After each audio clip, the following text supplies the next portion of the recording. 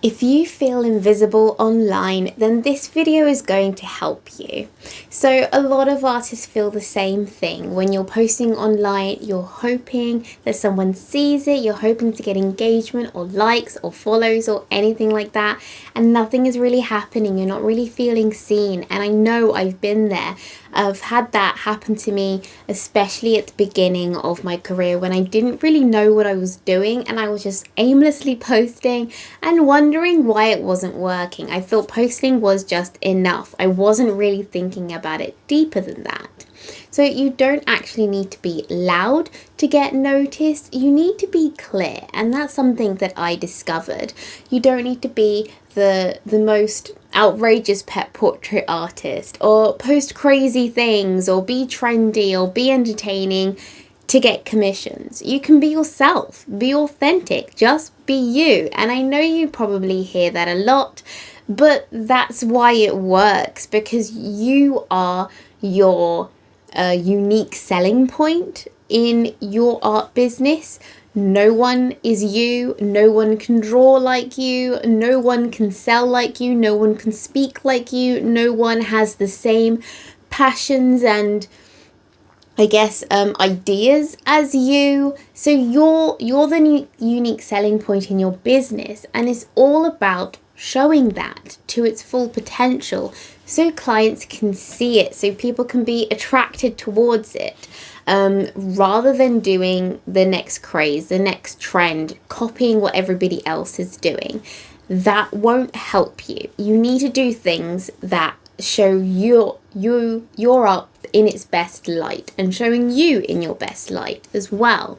So sometimes you're feeling invisible because you're posting your art without any context, or your messaging isn't really clear. You're not telling people that you even take commissions. You're not telling them how to get commissions from you. You're not telling them that, I don't know, your commissions are closed and you're going to do a sale, or I don't know, whatever it is. You're not telling them enough for them to know these things, or your posts blend in with every other artist because you're copying what everyone else does, and that's how you can sort of get lost and feel invisible in the mass of people that are all trying to make it work. So what you can actually do to get people to notice you is to share your art story. Okay, so specifically for pet portraits, share the pet story. They're the muse, they're the subject of what you're doing, so talk about them. Don't talk about your materials or your techniques or the paper you're using. That stuff doesn't matter. That stuff doesn't connect with a potential client. What they want to know is, who is it you're drawing? What's their name? Where they're from? What's their favorite food? What is the funny thing they like to do? Do they have a favorite toy? Were they adopted? Were they rescued? Like, these are the things that are going to connect with more clients, potential clients, other pet owners, So you need to think about what they would want to know rather than what you want to talk about, if you get what I mean. So talk about why the owner wanted the portrait as well. That's also very interesting. Is it because that pet's now passed away? Is it a Christmas present, a birthday present?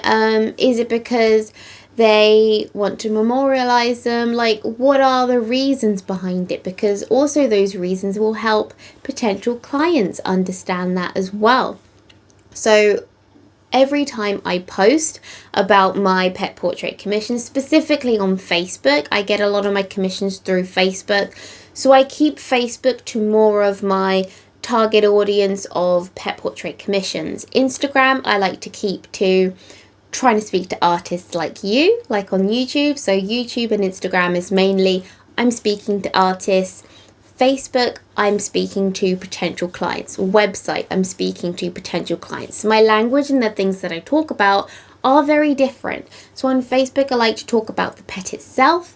So currently I was just drawing a pet called Hermes, and I talked about where he was from, what he likes to do, why those poses were chosen, what I liked about drawing it. That kind of thing is what is going to attract my next client.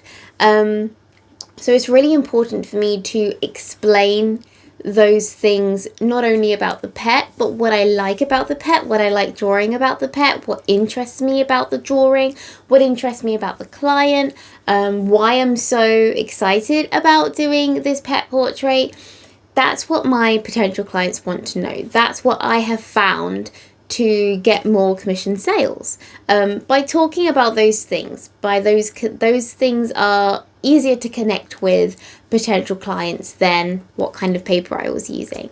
So your page also might look like a hobby, which is why you're feeling a bit invisible. You're not really clearly saying that you are a business up and running. Even though you're not full-time, you don't have to be full-time to associate yourself as a business.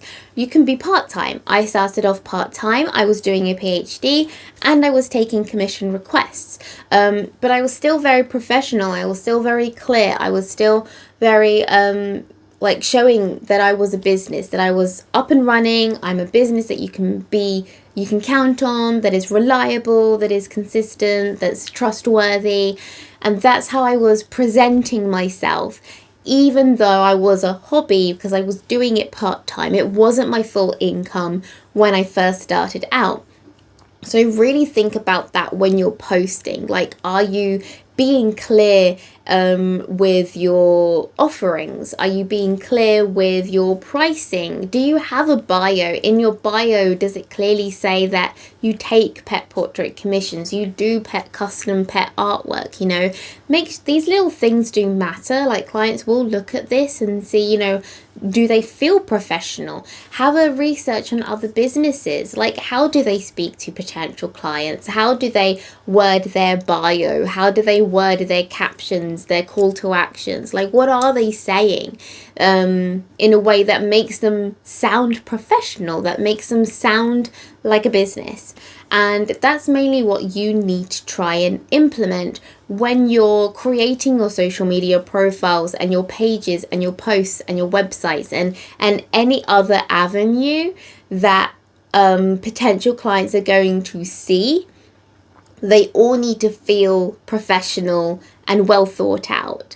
Or you're posting about, personal stuff rather than business stuff. So yes, it's important to sort of sprinkle a bit of personal in there. I never show my child's face, but I do talk about her, like, her drawings or things like that. I try and keep it art related. I try and keep it pet portrait related in some way. And so I'm trying to so the audience that are following me, they're following because they love pets. They love drawing the drawings that I'm doing. They have pets.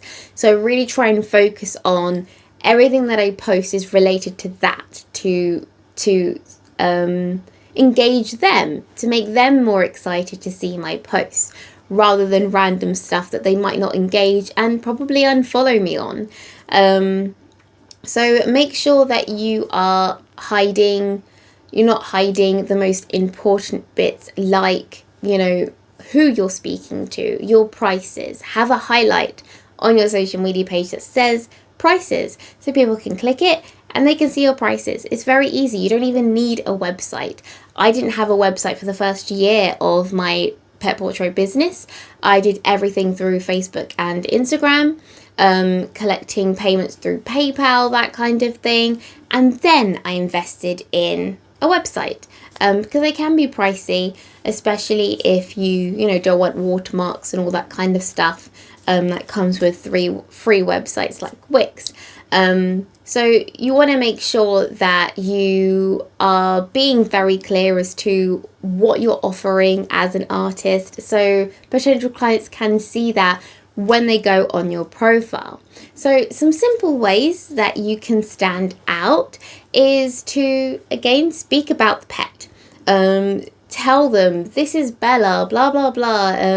She's this old. She's, if she's passed away, like what happened and how, she lived for 20 years or something like that. Like, actually give a voice to Bella, give a voice to the pet, give a voice to the owners of that pet, share their story.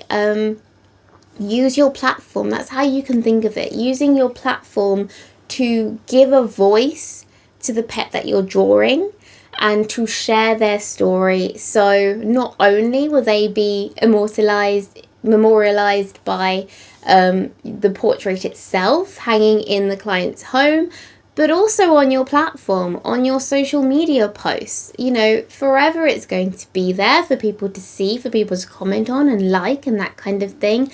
So it's really important to be respectful of that and to ask the client for their stories, ask their permission for you to share their stories, and then to use your platform to do that. And that's something that is very unique to you, because not everyone is going to get the same pet to commission or have the same things to say about the pet. So that's a unique way that you can stand out to your audience. Sharing close-ups and work in progress shots as well, whether it's photos or videos, however you want to display that. Showing little clips of the process will always be interesting to especially non-artists. You don't need to like create a whole tutorial out of it. You just need to show a little 5 seconds of, you know, now I'm adding the whiskers and it's nearly finished kind of thing. So it just needs to be like little things that would interest potential clients so they can see your process. They can see that it's a drawing. They can see that it's a piece of artwork that you've created with your own 2 hands, because that's very exciting. Explaining your process as well. Maybe you explain the commission process, like, you know, contact me for a commission and these are my sizes that I do, and I also provide framing. You know, talk about framing. I like to have videos on packing, so I film the packing process and showing everything I include in the packing process, like certificates of authenticity and care guides and all that kind of stuff, so clients know what they're going to get if they commission me. Sometimes I like to show my studio as well, like where the magic happens, as they say. Taking out pencils, cleaning my desk, preparing my studio for my next commission, that kind of thing. Like, these little stories is what makes you unique as an artist. Everyone has a different studio, everyone has a different routine, everyone uses different mediums or different ways of using mediums. So showing these little clips into your process, into your life, into how you create the artwork itself, just little clips as well, is what's going to make you stand out as an artist and differentiate you from the crowd as well. So sharing stories from the owner as well, and talking about the pet portrait like in an emotional way. So how you feel as well, how you feel about drawing it, how you've enjoyed it, or some challenges that you've managed to solve through doing the portrait. Like, maybe you needed to change a color, or maybe you need to change a pose, and actually like talk about what like the process was of drawing it, not in a tutorial way, but in a client way. Okay, so this client gave me 2 pictures and I've put it into one, you know.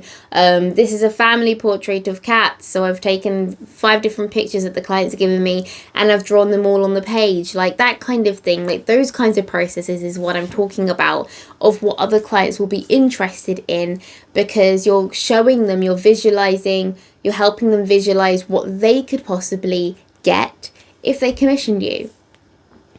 So what the things that sort of helped me stop being invisible were things like, so I didn't change my art. I was more changing about like how I spoke about my art. So I've also made the classic mistake of just listing the color pencils I was using, listing my paper, talking about the size, you know, the actual technical specific stuff.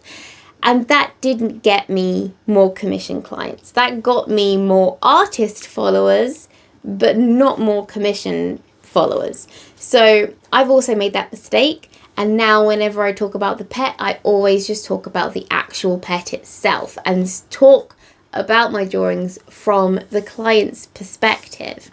So I also share stories of the people as well. So I try and show like the meaning behind the portrait, why they've commissioned it, and all these things are really going to help because they are unique to every portrait. It's going to make you stand out by talking about it. You've already got everything you need by having someone commission you once, you know, even if it's a friend or a family member. Talk about it. Talk about, you know, your mum commissioned your family dog. Great. Talk about your mum. Why does she love this dog so much? Your memories with the dog. All of these things are unique to you and are going to be interesting to potential clients. So by telling unique stories, that's what's going to make you stand out. Not by following trends or trendy audios or trendy videos or trying to do everything that everyone else is doing, but by talking about your unique experience as an artist and what you're doing is what's going to make you stand out and have potential clients commission you, and you won't feel as invisible anymore. And trust me, because I have felt that, I've gone through that. I'm the other side now. I'm not invisible anymore. I get consistent sales, and I've been doing this for 10 years. You know, I have been able to support my family for the last 10 years through just drawing pets. And so it is possible, and it's possible to do now, especially in this climate as well. Social media is fantastic for this. So don't forget that your story is unique. Your perspective is unique. Your clients are unique. Your drawing is unique. And sharing those stories is what's going to get you noticed, not copying everybody else.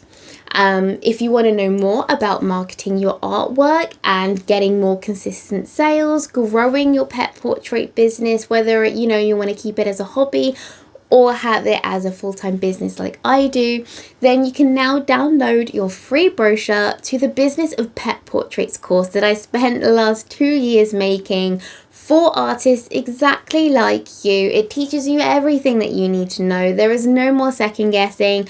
I give it all to you, okay? So, yep, click the link to download that, and I will see you next time.